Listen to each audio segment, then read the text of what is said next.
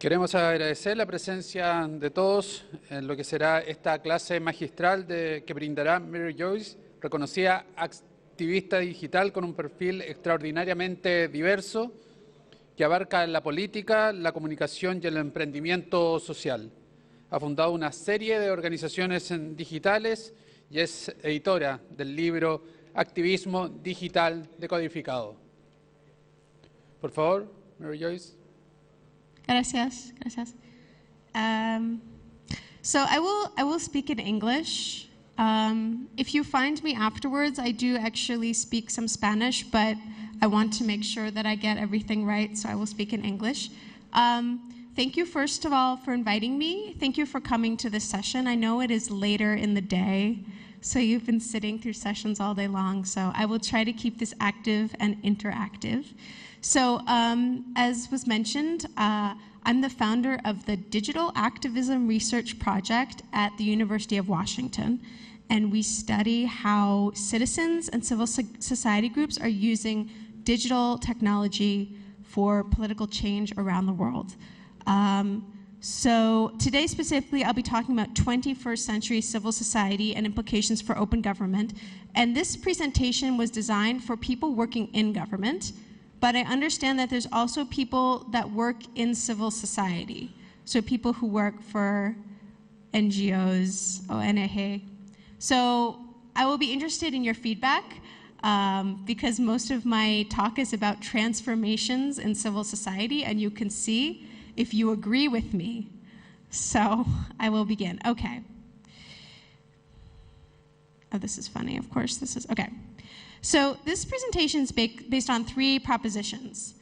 The first is that I should stand closer to my computer. Okay.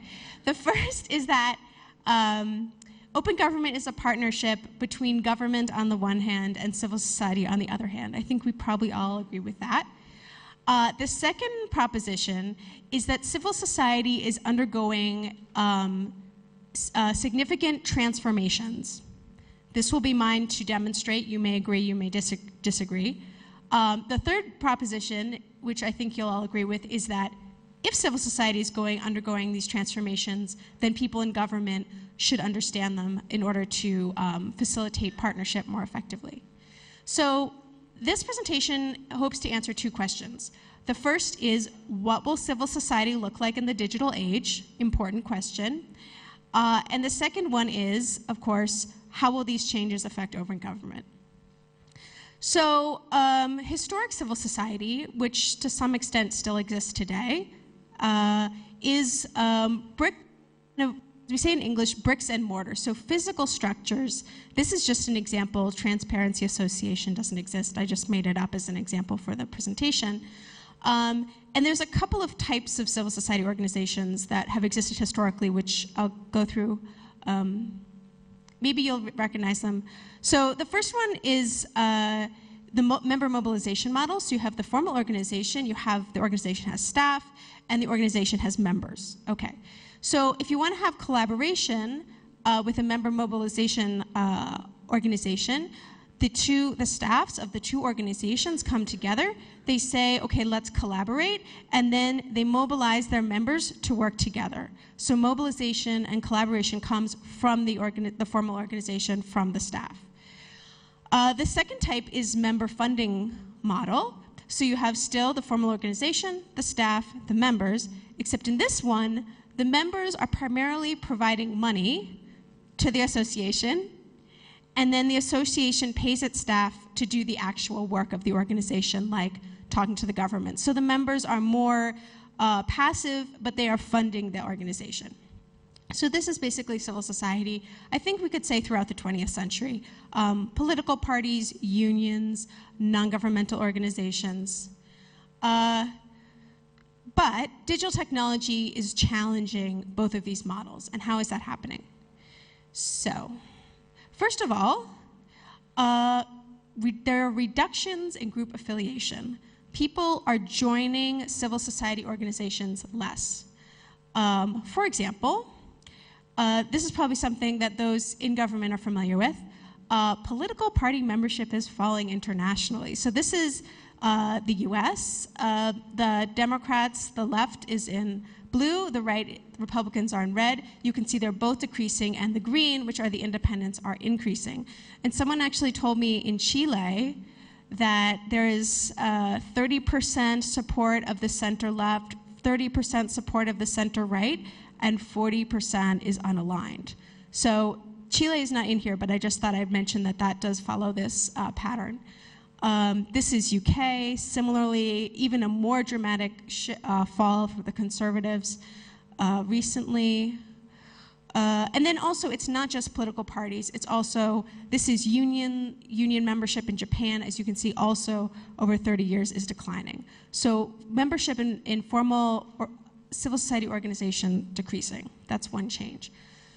So, and this is an animation of what those graphs were, which is members leaving. There they go, okay. So this is connected to the first problem because the members were giving money to the organizations. When the members leave also, there are fewer donations. So you have fewer members. Some of them, they're still giving money, but some of the money is no longer going to the organization. So they have less members, also less money. So this is kind of a concern if we think of civil society as being basically the engine of democracy. Okay, so older civil society organizations have less members and less money, which is what we just looked at, but there are also new types of organizations emerging. So let's look at those. Okay. An example of this kind of new organization. So in 2008, there was a really big earthquake that hit Sichuan province in China. And because of government corruption, many of the schools collapsed because they didn't meet the safety standards. And as a result, many children that were in the schools died. And here, this is a photograph of women standing with pictures of their children that were killed in the earthquake inside a school. And the government, because of the role of corruption, the government did not want to acknowledge the deaths. So there was obviously real pain and anger on the part of the parents and other people in China, and the government wouldn't acknowledge what had happened. So this is an artist named Ai Weiwei. Does anyone recognize him? He's a very cool guy. He's a Chinese artist and also a blogger. So what he did is he organized a team of volunteers, about a dozen people, I think, and they traveled to Sichuan just to collect the names of the children who had died. That was their action, just to make a public record of these children that lost their lives. And they succeeded. They did an amazing job. So using the internet, the network of volunteers worked for 1 year, and they collected over 5,000 names, and they also forced the Chinese government to publicly report the death toll, which is a really big deal. So it was this very small group of people, not a formal organization, using the internet to organize, and they forced the government to admit that, yes, this many children died. So that was a really big victory. So you might think, oh, this organization, they were so successful, maybe they'll become an NGO, maybe they'll become a formal organization. But actually, after they did this, the organization ended. They just disbanded. So they came together, they worked, and then they disbanded. So Ai Weiwei is still an activist, but this organization of people is no longer a formal organization of any kind. So, what are these dynamics? We said civil society used to look like this: the staff, the formal organization, the members. But now it also looks like this, like in the Ai Weiwei case. There is no single physical location, right? They had no building, they had no address, right? It was Ai Weiwei organizing things. So the building is gone. You also have small or no staff. No one was being paid. Ai Weiwei was a volunteer, everyone else was a volunteer. So the staff is also gone. Okay, they don't have any legs, I don't know how they're moving. Okay, so, but you have still quote unquote members. Okay. However, what's going on is that you have members connecting directly. So they still care about an issue, But instead of connecting through a formal organization, they're connecting directly to each other through things like email, social networks, blog, social media, mobile phones. And this is a new kind of civil society organization, this informal citizen-to-citizen organization. So, what are the main characteristics of 21st century civil society? We've just seen an example. What can we identify as the characteristics? The first is that digital civil society is, 21st century civil society is digital. It is also fast. It is decentralized. It is participatory, and it is cheap. And all of this is quite, well, to some extent, is different than the previous models, which were based on physical structures, very expensive, setting the rules of participation, and taking a certain amount of time to develop and to act. So, the first characteristic is digital. The new civil society infrastructure is digital, and what does this mean? It means that the connective infrastructure of civil society was once the formal nonprofit, as we talked about in the example. But now that infrastructure is also being provided by social media. So, as in the Ai Weiwei case, people are organizing via blogs. They are organizing via social networks like Orkut, which is popular in Brazil, even just simple Gmail, email, Facebook, obviously an international social network, Twitter, which is a microblogging platform that people use to organize and mobilize, and finally, mobile phones and SMS, which is even more international because you can use this even if you don't own or have access to a computer. So citizens don't need NGOs to connect. They can connect to each other directly, which is really different than it used to be. So the second characteristic of this new civil society is that it is fast. And mostly this means faster to mobilize and also faster to disperse. So, examples, Yo Soy 132 in Mexico, there were multi-city protests mobilized in 8 days by students without formal organizations that preceded the mobilization. This is another example from China. In the past, it might have taken, and this is actually from even, I think, about a month ago. In the past, it might have taken 10 days for an official involved in a sex scandal to lose his job. This time, he was gone in 66 hours. So accountability is just happening faster, even in societies that are not democratic, okay? And then this is an example you're probably all familiar with, the 15M protests in Spain. And I give this to show that it's not just that mobilization is happening faster, also the organizations that are doing the mobilization are younger. So here it says the average age of organizations that assisted with the 15M protest was 3 years, which is many times smaller than those responsible for previous mobilizations, which would have been, for example, unions or political parties that would have been much older. So mobilizations are faster and organizations are younger, okay? So the third characteristic is that 21st century civil society is decentralized. And what this means is that participants are less geographically concentrated. So one way that this happens is that people can coordinate online. So for example, who here has signed an online petition? If you've signed an online petition, okay, about a third of people. So basically, you can sign an online petition from any country. You know, there could be some issue in the US or in China or in India, and you can sign it from anywhere in the world. Likewise, you can join, unless there's specific censorship, you can join a Facebook group from anywhere in the world. So these digital technologies that aggregate participation from different geographies are one of the factors that makes digital activism or digital civil society less centralized.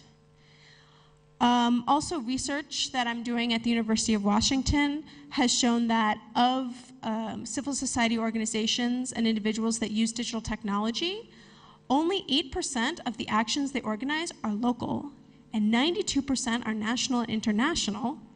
And this is because information, unless it's stopped, will travel very quickly internationally. So if there's some injustice that's able to generate interest internationally, it will. You know, people could donate money, sign a petition, people could join a Facebook group, but very, very little activism is only local anymore. So another way of thinking about this is to say that action occurs wherever participants are located, rather than location dictating the possibility of participation. Let's look at an example. So I don't know if you remember in 2009, there were protests in Iran after the elections, which were fraudulent. I think that's been generally established now. So obviously there were people in Iran protesting. But wherever people cared about Iran, there were also protests. So if you care about Iran in New York, there was a protest in New York. If you cared about Iran in Berlin, there was a protest in Berlin. If you cared about Iran in Paris, there was a protest in Paris. So it didn't matter where the action was centered. It just mattered that wherever people were, that's where the action happened.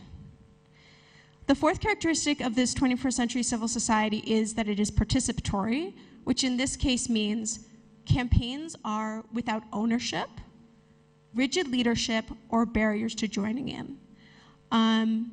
And what this often means practically is that the ideas for the campaign are easily personalized. People are allowed to participate in their own terms, so make their own decisions about how they participate. There's more freedom of choice. And campaigning is based on sharing. So sharing values with peers via, say, social media, or also sharing with demands with decision makers. And an example of this is Occupy, right? Occupy was basically an idea. It was an idea about injustice and an idea about what to do, which was basically occupy a public space in your city or town. Very personalizable, very accessible, and people basically adopted that idea and did it in their own way in 900 global cities, which is really impressive. And this, of course, was with a budget, no centralized budget, right? People just did with what they had where they were. Was there an Occupy in Santiago? Didn't make it to Santiago? Okay. Alrighty. This is another example. So this is a nonprofit in the US that I think is doing a participatory campaign. So it's called No Hate.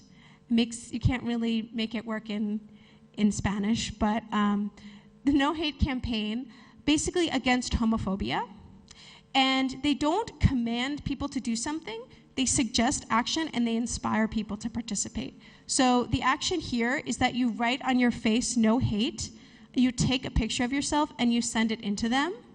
And in that way, you can see people, there's all different kinds of things, like this woman is like kind of punk, and these people are dancing, and this guy's like a tough guy. So you have all different people expressing their own personality, but with the personalizable idea of no hate. Okay. So the fifth feature of this 21st century civil society is that it is cheap and inexpensive, which is pretty important. And this is because the infrastructure of information, collaboration, and mobilization is near free. So internet connections are going down, especially if you use the internet from your mobile phone or if you use the internet from a cyber cafe. And SMS, although it's a little bit more expensive, is still accessible to most people in the world. And this is important because it presents the possibility of delinking money and power, which would be a pretty big deal. That one's a really old one. So if you could do something about that, or if we, the citizens of the world, could do something about that, that would be pretty interesting. Okay, so to review, historic civil society, formal organizations, and unaffiliated citizens. Now we have 21st century civil society. We have less formal membership. So people are not considering themselves members of these NGOs anymore, or political parties or unions. But these organizations can still mobilize. So even though this organization, Transparency Association, has only 2 members, They have a campaign, it's accessible, they use social media effectively to mobilize people, and so they can mobilize people from society in general that perhaps didn't even know about the organization if they're able to use these networks effectively. So you have this kind of interesting situation where nonprofit organizations have fewer members, but a greater capacity for mobilization. Because they also, not only are they affected by digital technology, but they can also use digital technology.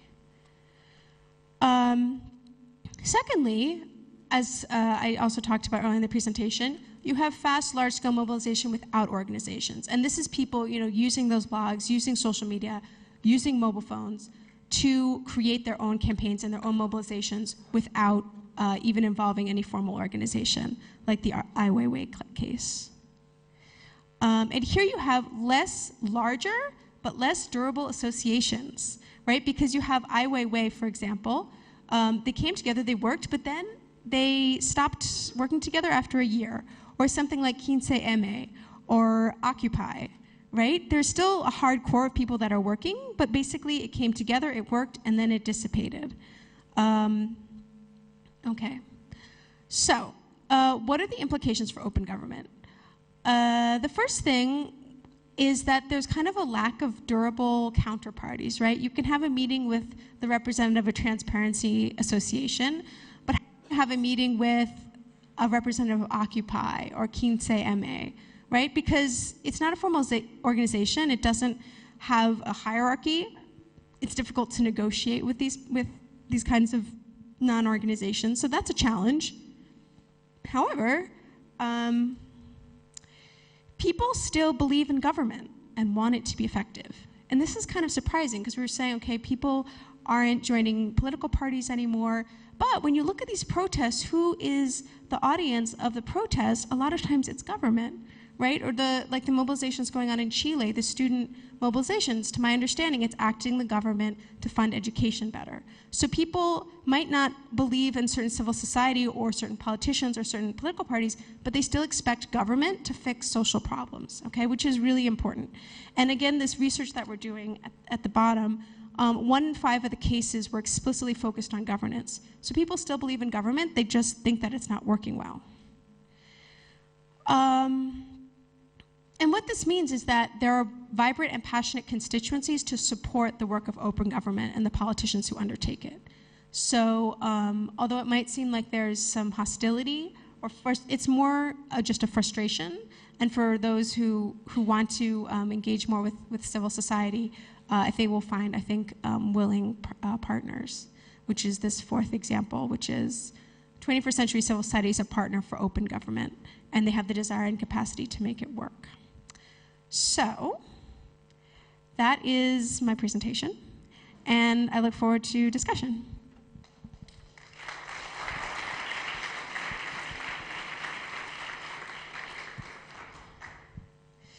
So I don't know who's, I guess I can facilitate my own discussion. Shall I? Okay. So I guess just turn on a microphone when you want to talk. Okay, I'll bear talk. Sí, si alguien tiene preguntas, las vamos a hacer en viva voz, no con papel como el panel anterior. Así que sería muy bueno aprovechar la experiencia de Mary, que nos ha explicado muy sintéticamente, sobre todo a los gobiernos, cómo nos toca esa relación con estas nuevas ONG, con esta nueva sociedad civil, que todos los días también nos está poniendo desafíos como gobiernos. Así que la palabra queda abierta.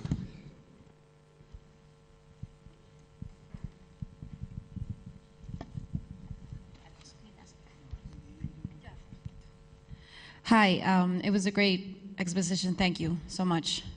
I'm just wondering, I work in the government.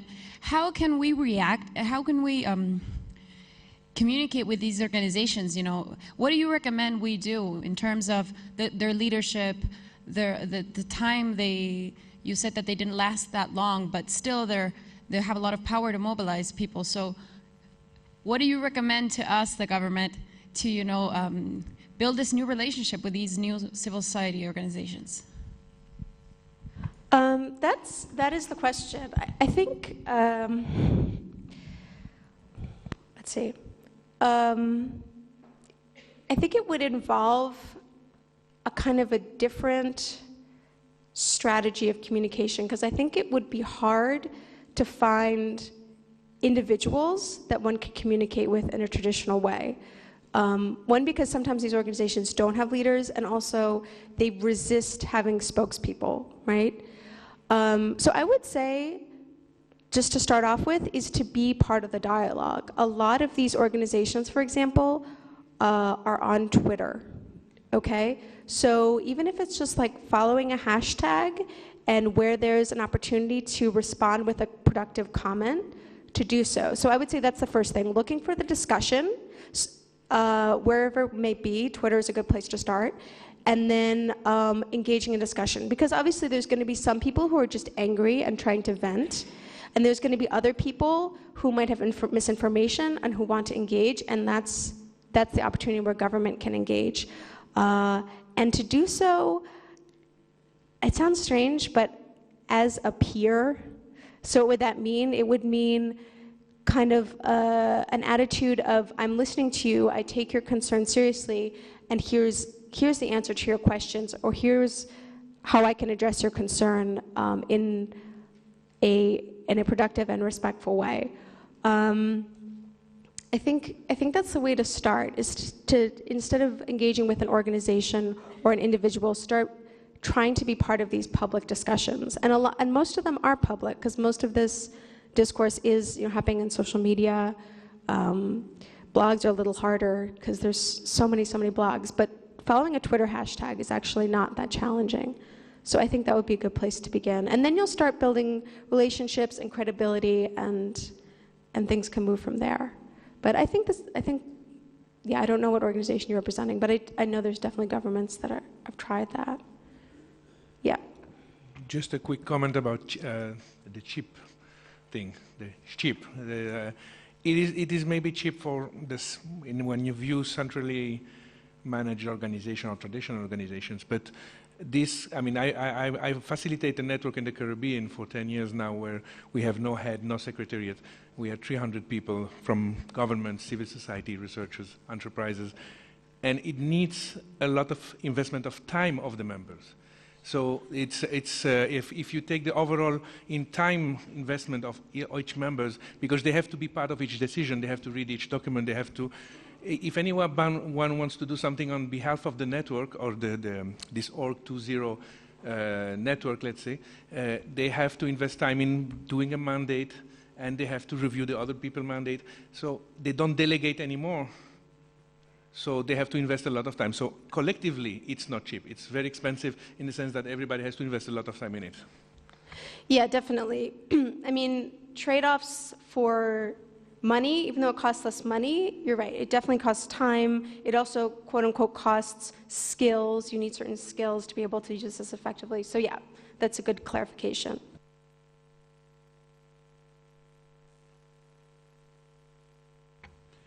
Right, so normally when we speak about civil society, it is in the context of, well, here's government over here, and then there's civil society over here. And so you've described how the character of civil society is changing due to these influences, digital influences. Well,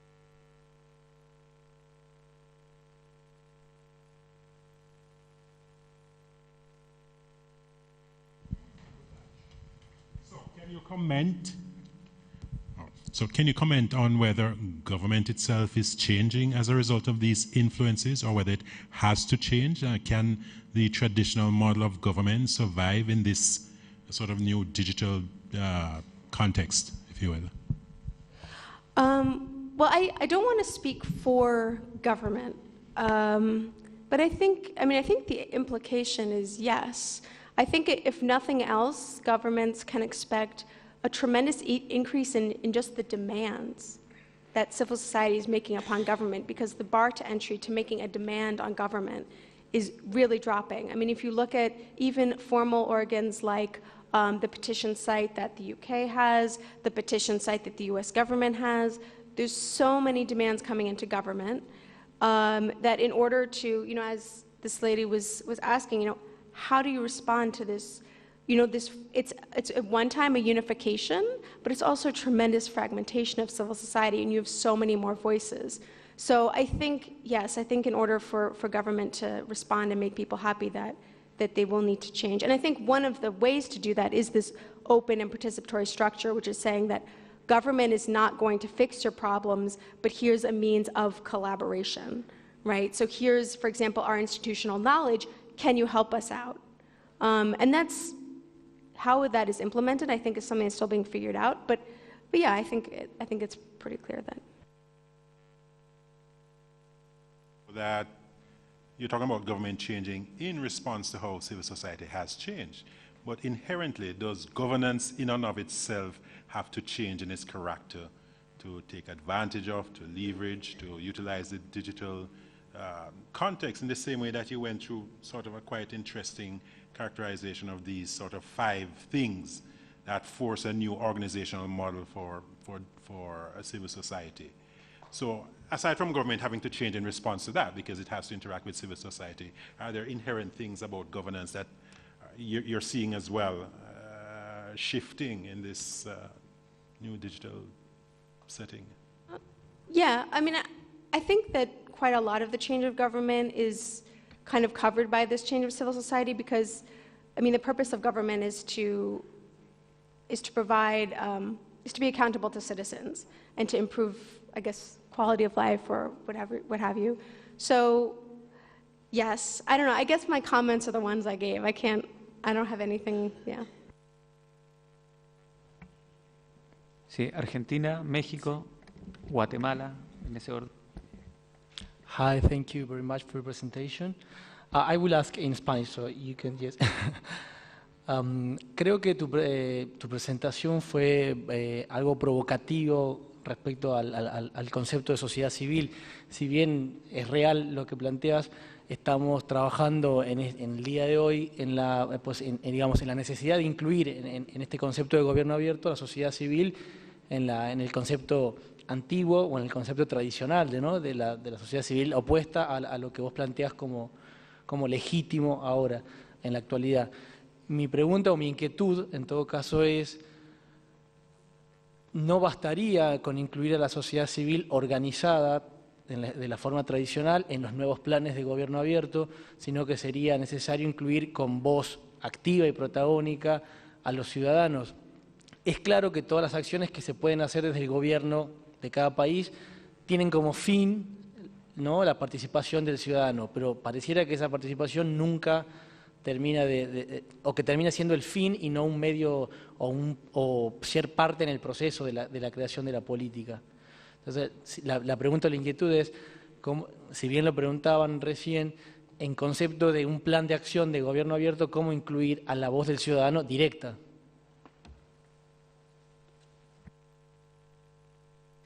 Well, right. So the voice of the citizen, of course, there is not a citizen, right? That's the difficulty. And I think in the past, you could kind of corporatize the citizen, right? You could say we have the voice of unions, or we have the voice of the business community, or we have the voice of different nonprofit organizations in different fields. And we could say we're hearing the voice of the citizen through their organizational representatives, right? Now, citizens are speaking for themselves, right? So how do you engage with citizens at a much, much brighter scale and with much subtler fragmentations of perspective? And I think it still goes back, I would say, to this idea of discussion, to finding places where it is possible for government to engage with this spectrum. And I think social media is a place to do that, to have that discussion. Formalizing the input of citizens can also, I'm trying to make decisions. Engaging large numbers of citizens can be difficult, and I think there's probably people who are going to experiment with how to do that.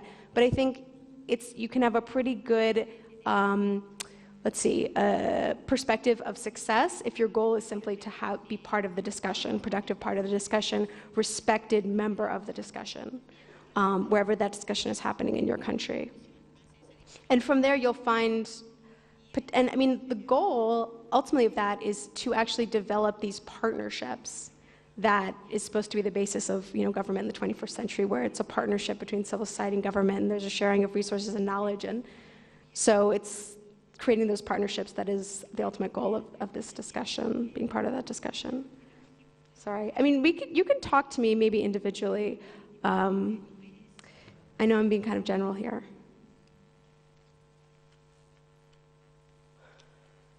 México. Muchas gracias. Yo creo que mi preocupación está exactamente en el mismo sentido y a lo mejor va a ser un poco repetitivo. O sea, yo entiendo esta forma de comunicación novedosa y asociada, como tú lo describes, hacia el activismo más joven, como una herramienta adicional de las organizaciones de la sociedad civil para lograr un impacto y lograr la atención de, sobre todo, los medios de comunicación y generar un impacto mayor sobre un tema concreto. Mi pregunta es si pudieras darnos tu reflexión acerca de qué tan permanente es la agenda de esta forma de organización y si hay una forma de construir en el tiempo una agenda más permanente que pudiera ir construyendo o generando un impacto de mediano plazo en los temas públicos que no se resuelven inmediatamente, ¿no? No es fácil resolverlos con un solo evento por muy grande que sea el impacto. Muchas gracias.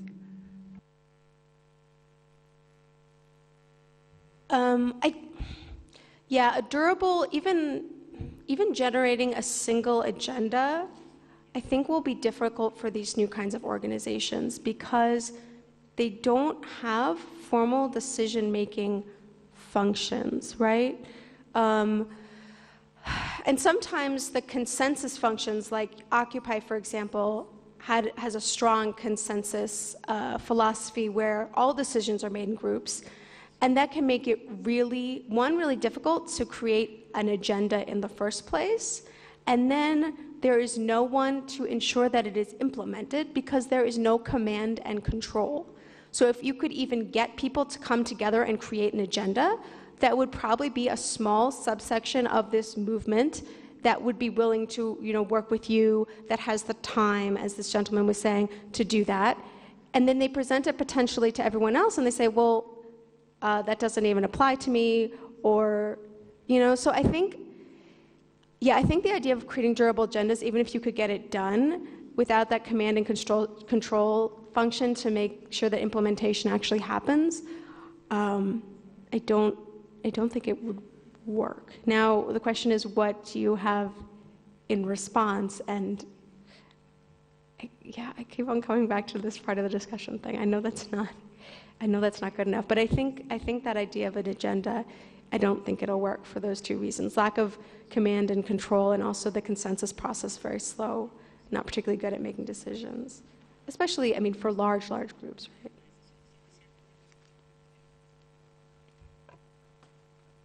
Primero que todo, felicidades por su presentación.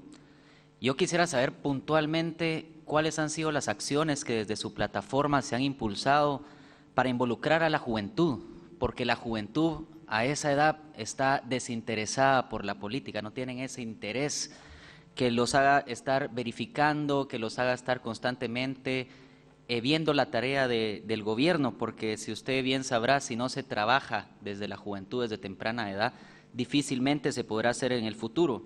Esto debido a que el gobierno no es únicamente de quienes están dentro, sino también el gobierno es de quienes están fuera. La República, yo creo que claro está, es deber de todos. Entonces, ¿cómo usted ha hecho para involucrar a la juventud en el esfuerzo de verificar las tareas que se impulsan desde el gobierno? So, I'm actually not doing any engagement. I'm a researcher. So I'm looking at international trends.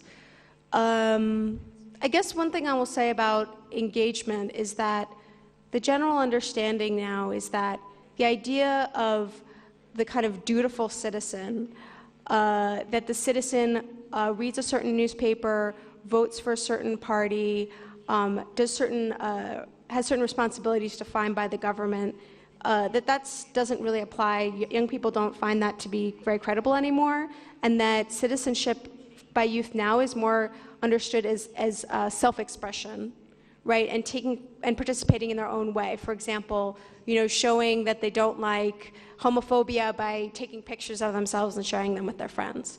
So I think it's kind of, in addition, so again, this discussion thing, listening to how young people or any civic group are expressing their demands and trying to respond not to solve the problem, but as a partner.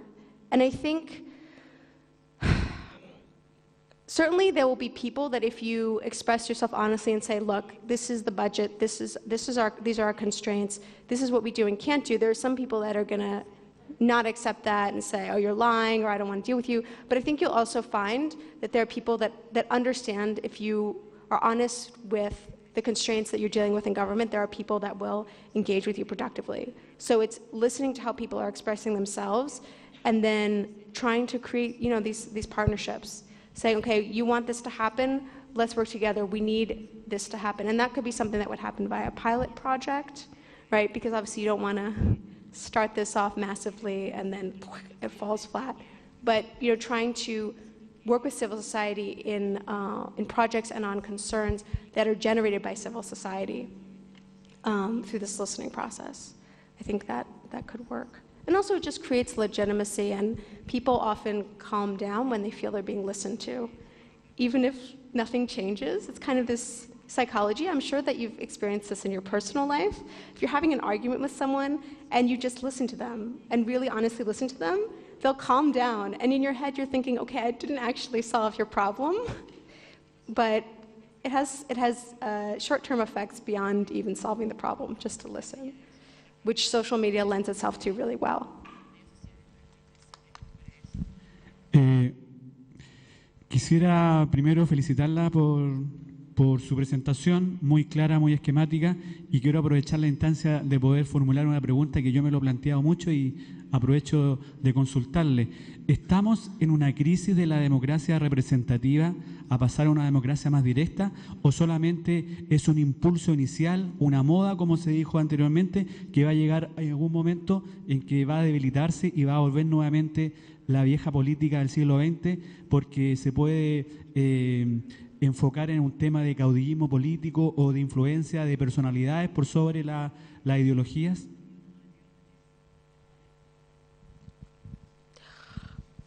So what's the future of democracy is the question?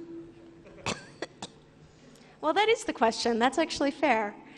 I think the future of democracy is going to be this kind of participation because governments don't have the money anymore to, this is actually controversial. I think some people wouldn't agree, but it seems that governments don't have the money anymore to just solve problems unilaterally, like healthcare problems, education problems, defense problems, all kinds of public problems. And that solving those problems is going to some extent, involve collaboration with civil society and people empowering citizens to help themselves. Definitely doesn't sound like the right way to go, but to be more active in helping government do the work that government was once able to do by themselves. And I don't know what that will look like, but I think even just saying, okay, democracy is going to change, government is going to change how, and be looking for those new kind of where the future, because they say about the future is in the present, it's just thinly distributed. So, finding those things, okay, this looks like something that's going to move forward, this looks like something that's going to move forward, and nurturing that. I think that's the first step, even before implementing, discussions and listening programs, is saying, okay, I'm expecting something to change, I'm looking for the change, and I'm trying to adopt and react to what I think will bring us forward. So, I think you just have to start with the question, because I think a lot of people aren't even starting with the question. Vamos a las dos últimas palabras, el representante de Canadá y un participante también de los asistentes, para después iniciar la ceremonia de clausura.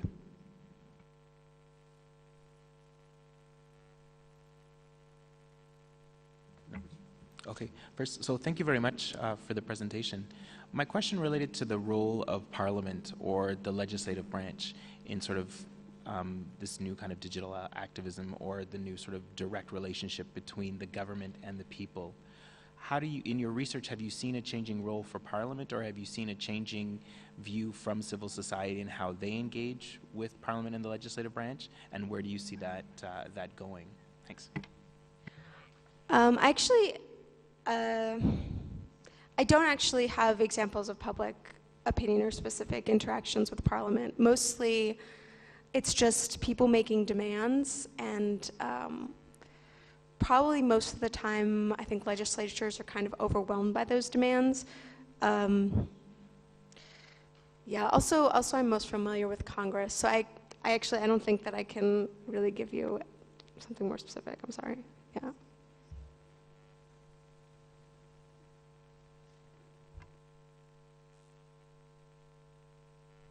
Hello, thank you for your presentation. I represent an NGO in Argentina. We've been around for about 12 years, and we do a lot of communication, and we've learned to use social media. But over the last several years, about 4 or 5 years, we've sensed a lot of tension with social movement from the traditional NGO perspective. And we're sort of in a position now where we're kind of alienated from a lot of our cases.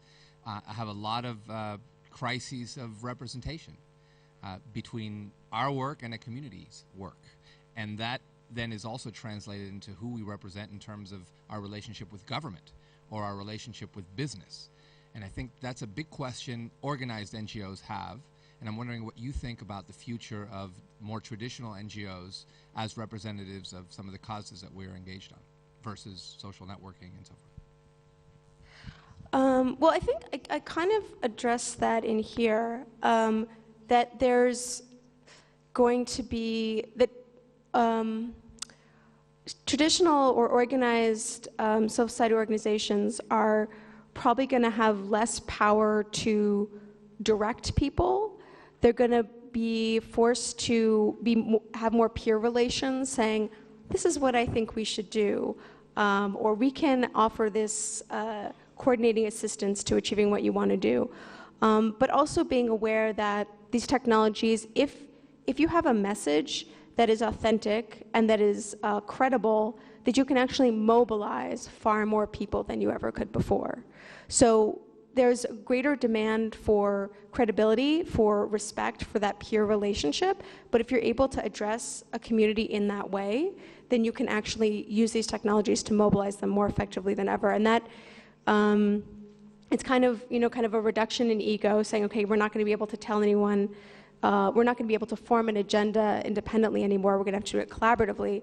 But if I think traditional organizations are able to learn those lessons and to learn to be more porous and collaborative, there are potential for them to still be quite powerful in mobilizing citizens. But yeah, it's going to be mobilizing people outside the organization and really appealing to them as through kind of pull messages that make the message attractive rather than push and saying, okay, this is what we're doing, here's the orders. So yeah, there's definitely also an adaptation of traditional nonprofits, definitely, to what's going on here. Thank you.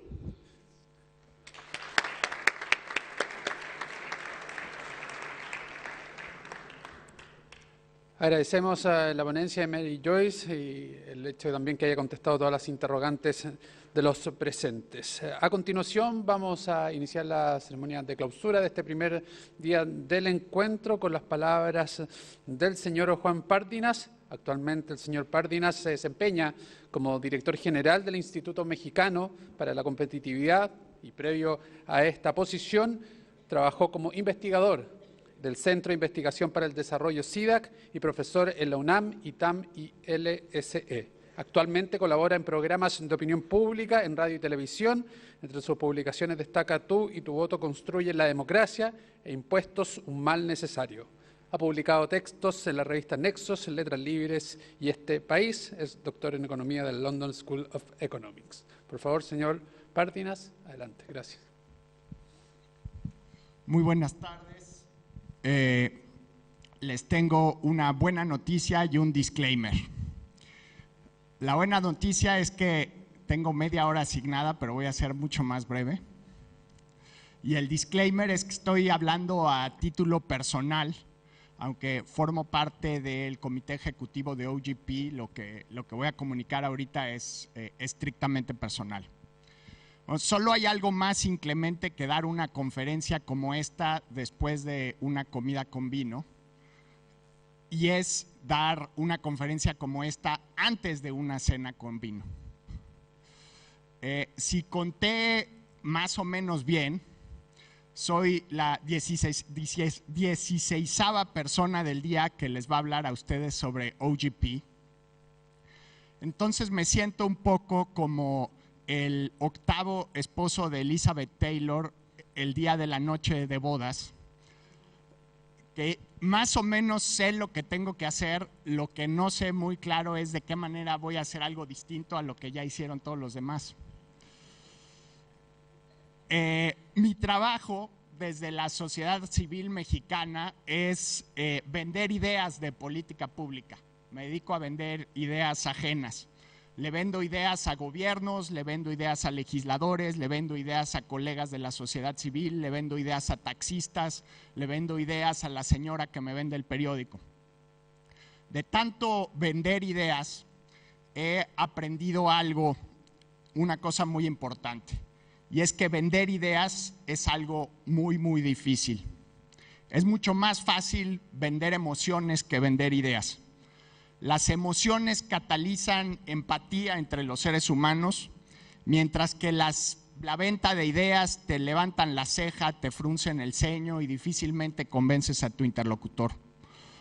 Hoy les quiero comunicar, más que una idea, una emoción sobre el potencial transformador que tiene la Alianza para el Gobierno Abierto. Alexis de Tocqueville, en su libro de viajes sobre América, definía la democracia algo parecido como una emoción, como una energía incomparable que todo lo trastocaba, que todo lo transformaba.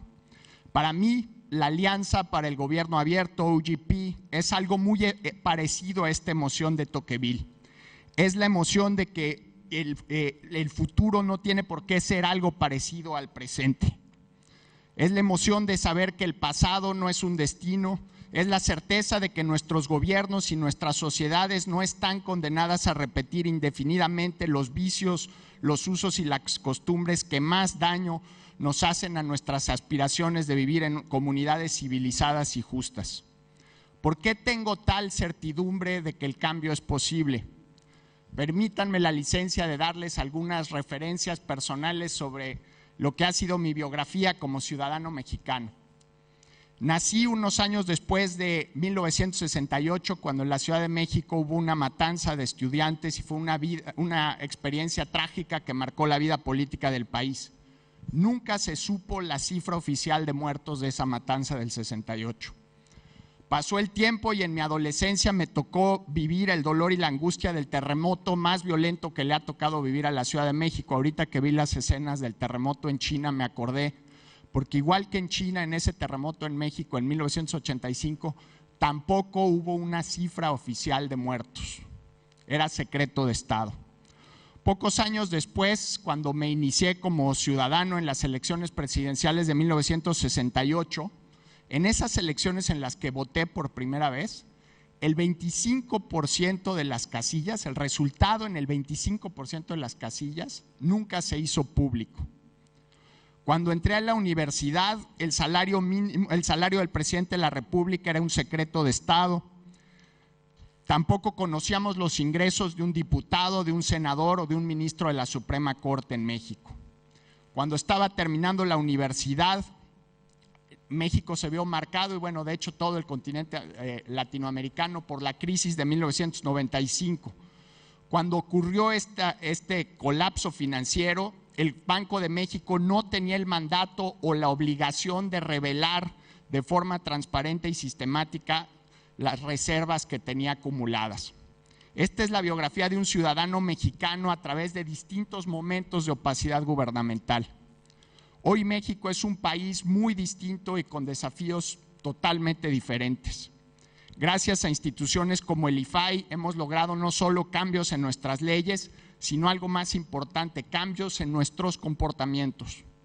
Hoy, una parte de los funcionarios del gobierno y un sector de los ciudadanos han asumido que es un principio básico que la información que se encuentra bajo potestad de la autoridad es propiedad de los ciudadanos.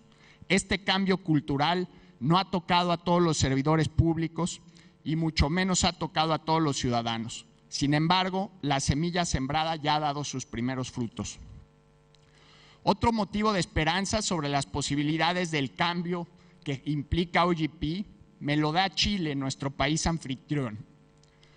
La primera vez que vine a Chile fue en 1989 y llegué a trabajar aquí como reportero. Era un país que estaba gobernado por un general cuyo gobierno había nacido como consecuencia de un golpe de Estado.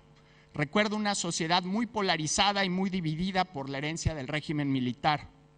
Hoy vuelvo a una sociedad que puede tener diferencias políticas como existen en cualquiera de nuestros países, pero estas diferencias no conllevan la energía negativa y el dolor que existía hace poco más de 2 décadas. Hoy en Chile se percibe un afortunado consenso sobre las virtudes del sistema democrático. El mapa político de América Latina ha cambiado radicalmente en las últimas 3 décadas. Donde antes había gobiernos de facto emanados de golpes de Estado, hoy tenemos gobernantes electos mediante el voto ciudadano. En teoría, la democracia debe ser no solo un mecanismo de elegir a las personas que ejercen el poder político, sino también una herramienta para exigir la rendición de cuentas sobre los actos y omisiones de nuestros gobernantes. Ya estoy a punto de acabar, ¿eh? Sin embargo, la democracia en América Latina no siempre ha venido acompañado de esta segunda dimensión, de la dimensión de la rendición de cuentas. El ciudadano debería ser no solo un votante, sino un actor que participa de manera constante en el debate de los asuntos públicos. Una de mis definiciones favoritas de rendición de cuentas, de las definiciones teóricas, es la capacidad de un ciudadano para hacerle preguntas incómodas a la autoridad. Y la obligación de responder estas interrogantes filosas es no solo una premisa de la democracia, sino también del buen gobierno. ¿Cuál es el presupuesto de una escuela primaria en México? ¿Cuánto dinero público se invierte en remodelar un estadio en Brasil? ¿Qué metodología usa el gobierno de Argentina para medir el aumento de precios? ¿Cuáles son los conflictos de interés de un legislador chileno a la hora de votar una ley pesquera? Estas preguntas no las responden ni las urnas ni los votos, pero sí los gobiernos abiertos y los ciudadanos participativos.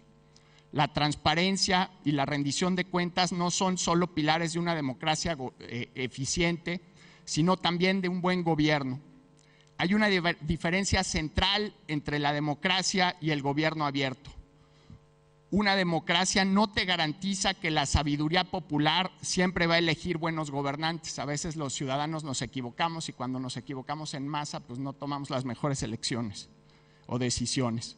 En cambio, un gobierno abierto sí es la premisa de un mejor ejercicio de la autoridad.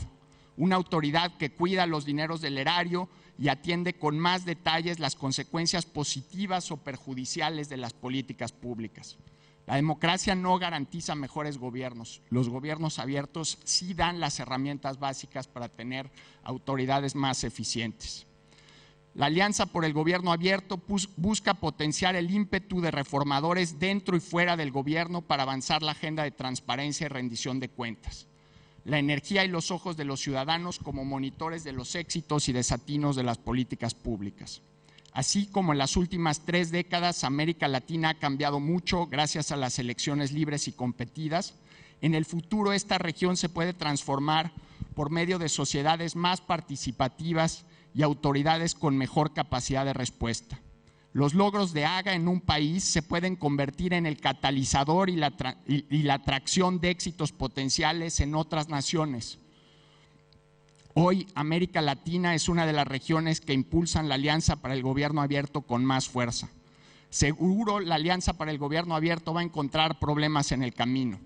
Sociedades desmovilizadas, ciudadanos poco participativos y gobiernos que quieren aprovechar la iniciativa para disimular errores y desprestigios. Estos son algunos de los riesgos inminentes. Sin embargo, si uno dedica sus empeños a cambiar el estado de cosas, es casi obligatorio contar con una genuina dosis de optimismo. La actitud positiva no está basada en la ingenuidad o en la convicción ciega, sino en la evidencia histórica que nos brinda un continente que ha sido escenario de inspiradores transiciones. ¿Hacia dónde debe ir la Alianza para el Gobierno Abierto? Desde la perspectiva de la sociedad civil, creo que nosotros debemos hacer un ejercicio de autocrítica y de desapego. Hoy el tema de OGP o de AGA en el campo de la sociedad civil ha estado monopolizado por la comunidad de organizaciones de transparencia y rendición de cuentas. Instituciones de anticorrupción y nerds, como aquí el que le está hablando hoy por el micrófono, que nos dedicamos a leer presupuestos, hemos sido los aliados naturales en los primeros años de la iniciativa. Ojalá en el futuro la Alianza para el Gobierno Abierto sea patrimonio pleno de organizaciones de naturaleza distinta y plural. Aquellas que luchan contra el cáncer de mama o por una mejor calidad educativa en las primarias públicas o que buscan reducir la pobreza infantil. Hoy la Alianza por el Gobierno Abierto le brinda esteroides globales a los reformadores locales en ámbitos muy específicos. Mañana la Alianza deberá potenciar a cualquier organización social que busca mejorar la gestión y el impacto de las decisiones gubernamentales. Hace 30 años era difícil imaginarse una América Latina sin dictaduras militares. Hoy es igual de complicado imaginar al continente entero sin corrupción y pobreza. Transformar esta emoción en una idea será tarea compleja.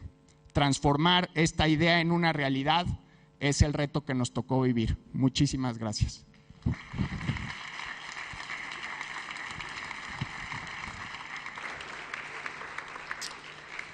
Agradecemos las palabras del señor Bárdenas, lo mismo para todos ustedes, su activa participación sin duda será muy beneficiosa.